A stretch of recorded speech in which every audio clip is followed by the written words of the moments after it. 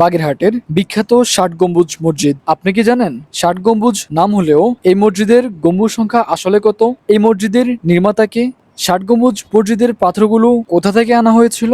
আর এখানে কি শুধুই নামাজ আদায় করা হতো নাকি অন্য কিছু হতো? একদিনে কিভাবে বাগেরহাট এসে ষাট গম্বুজ মসজিদ, বাগেরহাট জাদুঘর, চন্দ্রমহল ইকো পার্ক এবং খান জাহান আলী রহমতুল্লাহি আলাইহির মাজার সহ আরো বেশ কিছু স্পট ঘুরে দেখবেন, সবকিছুই জানাবো আমার আজকের এই ছোট্ট ভিডিওতে। সাথে থাকছে খুব সুন্দর একটি ভ্রমণ গাইডলাইন। আমাদের এইবারের যাত্রা শুরু হচ্ছে চাঁদপুর লঞ্চঘাট থেকে। আজকে আমাদের সুবিধার কথা মাথায় রেখে ঢাকা থেকে ঝালকাঠির উদ্দেশ্যে ছেড়ে আসা লঞ্চে করেই আমরা ভ্রমণ করব। বেশ কিছু সময় অপেক্ষা করার পর ঢাকা থেকে ঝালকাঠির উদ্দেশ্যে ছেড়ে আসা লঞ্চটি চাঁদপুর লঞ্চ টার্মিনালে এসে পৌঁছালো। দেন রাত 12টা বাজে আল্লাহর নাম নিয়ে চাঁদপুর লঞ্চঘাট থেকে ঝালকাঠির উদ্দেশ্যে লঞ্চটি যাত্রা শুরু করে। আপনারা যারা ঢাকা থেকে বাগেরহাট আসবেন তারা রাজধানী ঢাকার কল্যাণপুর, মিরপুর, গুলিস্তান এবং যাত্রাবাড়ি থেকে বাগেরহাটের উদ্দেশ্যে সরাসরি বেশ কিছু বাস ছেড়ে যায়। চাইলে সেগুলোতে করে আসতে পারেন। বাস বেঁধে নন এসি বাসের ভাড়া পড়বে 600 টাকা থেকে শুরু করে 900 টাকা পর্যন্ত হয়ে থাকে।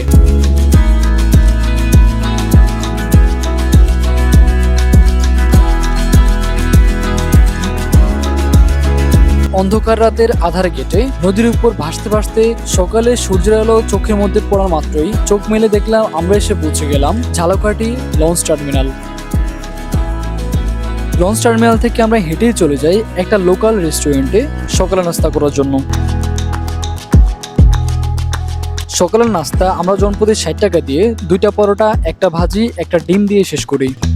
নাস্তা শেষ করে আমরা একটা অটো রিজার্ভ ভাড়া করে নেই 200 টাকা দিয়ে। এরপর আমরা ঝালকাঠির কয়েকটা স্পট দেখে চলে যাই বাস স্ট্যান্ড।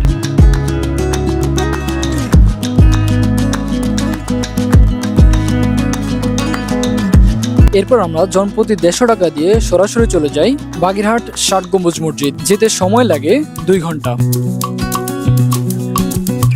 ষাট গম্বুজ মসজিদ যেহেতু খুলনা বাগেরহাট মহাসড়কের ঠিক পাশেই, দেন আমরা গাড়ি থেকে নেমেই চলে গেলাম টিকিট কাউন্টারে। এখান থেকেই মূলত প্রবেশের টিকিট সংগ্রহ করতে হয়। আমরা যেহেতু গিয়েছিলাম ঈদের পরের দিন, সেহেতু এখানে প্রচুর পরিমাণে ভিড় রয়েছে। দেশি পর্যটকদের জন্য রয়েছে টিকিট মূল্য 30 টাকা করে, আর বিদেশি পর্যটকদের জন্য রয়েছে 500 টাকা করে। এটা কেন করা হয়েছে আমার সঠিকভাবে বোধগম্য নয়, আপনারা যদি জেনে থাকেন অবশ্যই কমেন্ট করবেন। দেন আমরা জনপ্রতি 30 টাকা করে টিকিট কেটে গেটে থাকা দায়িত্বরত লোককে টিকিট দেখিয়ে দেন ভিতরে প্রবেশ করলাম। ভিতরে প্রবেশ করার সাথে সাথে দেখতে পেলাম খুব সুন্দর একটা পরিবেশ। মূলত এই জায়গাটাকে অসাধারণ কিছু গাছ এবং ফুল গাছ দিয়ে জায়গাটাকে আরো বেশি ফুটিয়ে তোলার চেষ্টা করা হয়েছে। এরিয়ার ভিতরে অসাধারণ কিছু জায়গা রয়েছে যেগুলো ঘোরার মতো, কিন্তু আমরা সেগুলোতে না গিয়ে সরাসরি চলে গেলাম ষাট গম্বুজ মসজিদের ঠিক সামনে। এই গেট দিয়ে যখন ভিতরে প্রবেশ করবেন তখন ঠিক সামনেই থাকবে ষাট গম্বুজ মসজিদ, এবং হাতের বামেই দেখতে পাবেন এই মসজিদের নির্মাতা হযরত খান জাহান আলী রহমতুল্লাহি আলাইহির অনুসারী এবং ভক্তবৃন্দর কবরস্থান। এই ষাট গম্বুজ মসজিদের নির্মাতা হযরত খান জাহান আলী রহমতুল্লাহি আলাইহি তিনি শুধু কেবলমাত্র নামাজ আদায় করার জন্য এই মসজিদটি তৈরি করেননি, বরং তিনি তার প্রশাসনিক কাজ এবং শিক্ষা কার্যক্রম করার জন্য এই মসজিদটি তৈরি করেছেন। এই ঐতিহাসিক ষাট গম্বুজ মসজিদের নাম ষাট গম্বুজ হলেও এই মসজিদের সাধারণ 77টি গম্বুজের সাথে 4 মিনারের 4টি গম্বুজ সহ মোট 81টি গম্বুজ নিয়ে গঠিত এই ষাট গম্বুজ মসজিদ। এই মসজিদ তৈরিকৃত পাথর নিয়ে রয়েছে অবাক করা সব তথ্য। লোকমুখে শোনা যায় হযরত খান জাহান আলী রহমতুল্লাহি আলাইহি তার অলৌকিক ক্ষমতা বলে ভারতের উড়িষ্যা রায় রাজমহল থেকে পানিপথে এই পাথরগুলো ভাসিয়ে নিয়ে এসেছে। এছাড়াও কেউ কেউ বলে থাকে চট্টগ্রাম থেকে পানিপথে নিয়ে এসেছিলেন এই পাথরগুলো।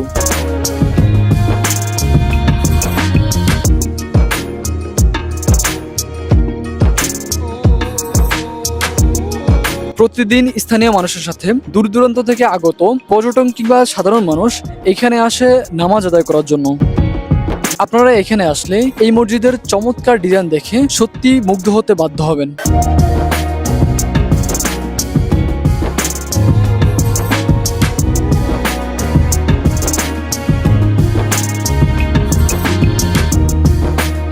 ষাট গম্বুজ মসজিদের পূর্ব এবং দক্ষিণ কর্নারে 2 মাথায় 2টা কড়ই গাছ রয়েছে, যা কিন্তু মানুষের বিশ্রামের জন্য খুবই চমৎকার এবং এই জায়গাটাকে আরো অনেক বেশি ফুটিয়ে তুলেছে।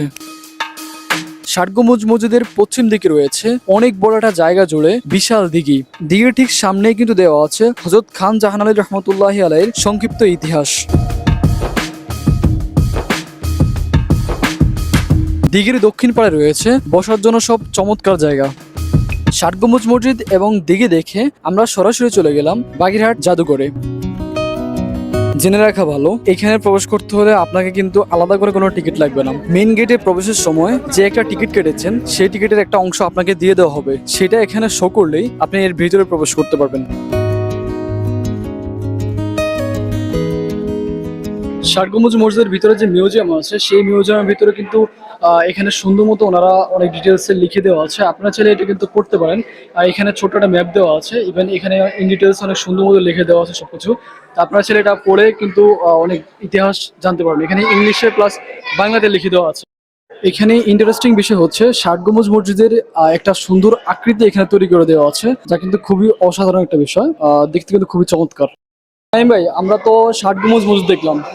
৬০ গম্বুজ মসজিদ দেখার পর আপনি জাদুঘর থেকে কি শিখলেন, অথবা আমার অডিয়েন্সদের সম্পর্কে আপনার এখানে ইন ডিটেলস যদি কিছু বলা থাকে তাহলে বলতে পারেন।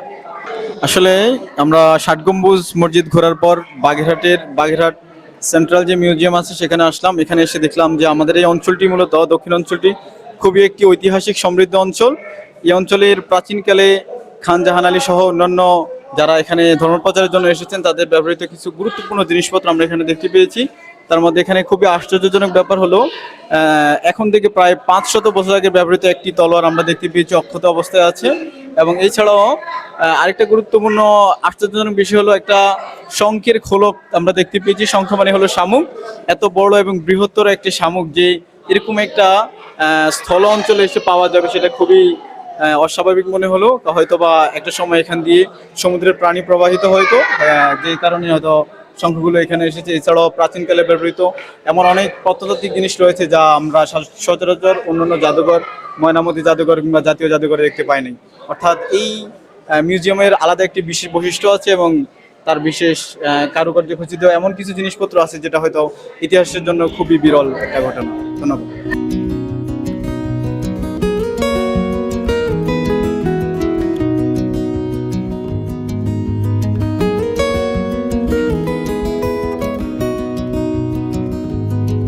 বাগেরহাট জাদুঘর দেখার পর আমরা এখান থেকে বেরিয়ে গেলাম।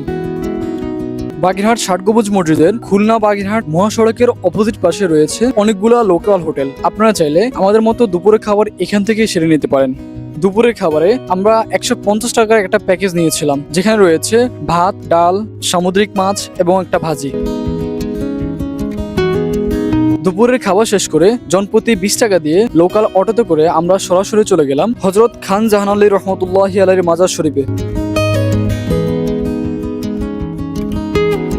এখানে প্রবেশ করতে হলে কোনো ধরনের টিকিট সংগ্রহ করতে হয় না। ঠিক এখানেই শায়িত আছেন হযরত খান জাহান আলী রহমতুল্লাহি আলাইহি, যার মাধ্যমে বাগেরহাটের এই অঞ্চলে ইসলামের বাড়িধারা মানুষের মাঝে ছড়িয়ে পড়েছে। এখানে প্রতিদিন হাজার হাজার মানুষ আসে কবর জিয়ারত করতে এবং অনেকে আসে মানত করতে। এছাড়াও অনেকে কিন্তু এখানে সিজদা করে ফেলে, যা কিন্তু শিরক। হযরত খান জাহান আলী রহমতুল্লাহি আলাইহি এই অঞ্চলে বেশ কিছু মসজিদ এবং কয়েকটি দিঘি খনন করেন। তার মধ্যে অন্যতম হচ্ছে ওনার সমাধিস্থল অথবা মাজারের ঠিক পাশে যে দিঘিটি রয়েছে সেটি। তিনি শুধু ইসলাম প্রচারই করেননি, বরং তখনকার যুগে খুলনা বাগেরহাটের মানুষের প্রধান সমস্যা ছিল লবণাক্ত পানি। এই সমস্যার সমাধানের জন্য তিনি এই দিঘিগুলো খনন করেন। এই দিঘি এবং মাজারের পশ্চিম পাশ দিয়ে একটা রাস্তা চলে গিয়েছে। এই রাস্তা ধরে মাত্র ৫ মিনিট সামনে গেলে দেখা মিলবে সিংগাই মসজিদ অথবা ৯ গম্বুজ মসজিদ। এই মসজিদটিও হযরত খান জাহান আলী রহমতুল্লাহি আলাইহি তৈরি করেন। এই জায়গাটা ছিল ওনার ইবাদতখানা। তবে এই মসজিদটি এখন কিন্তু বেশ জীর্ণ শীর্ণ অবস্থায় রয়েছে। এর একটা ভালো দিক হচ্ছে এখানকার স্থানীয় মানুষ কিন্তু এখন এই মসজিদে নামাজ আদায় করে।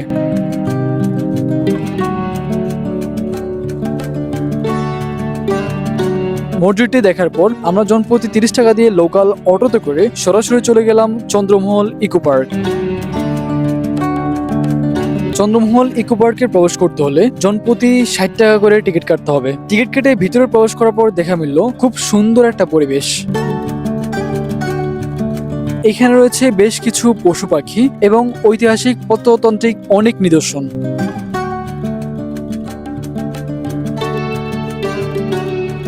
এছাড়া রয়েছে দেখার মতো আরো অনেক অ্যাক্টিভিটিস।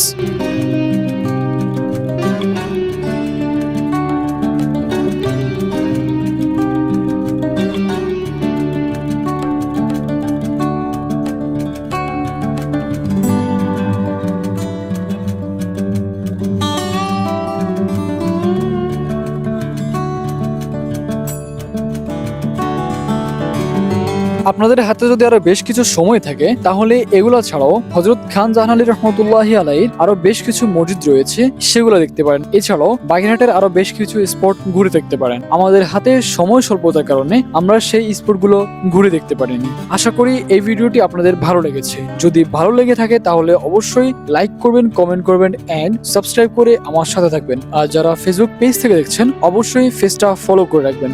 আর খুব শীঘ্রই কিন্তু আমার সুন্দরবন নিয়ে অসাধারণ একটা ভিডিও আসছে, দেখতে অবশ্যই চোখ রাখুন আমার নুরুজ্জামান ব্লগ ইউটিউব চ্যানেলে। Subscribe must. আসসালামু আলাইকুম।